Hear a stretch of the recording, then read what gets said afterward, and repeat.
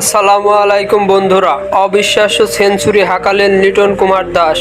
দীর্ঘদিন পর যেন তার আক্ষেপ পূরণ করে নিল লিটন কুমার দাস।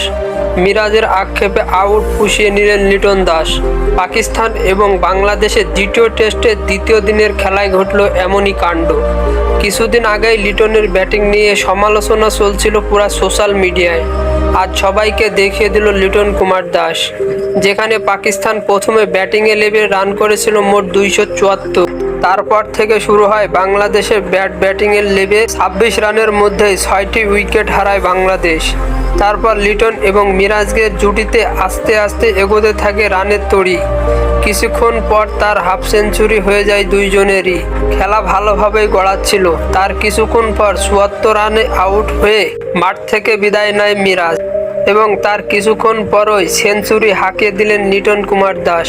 তো দর্শক, আজকের এই লিটন দাসের সেঞ্চুরি করার কারণে কে কে খুশি হয়েছেন অবশ্যই কমেন্ট বক্সে জানাবেন। ধন্যবাদ।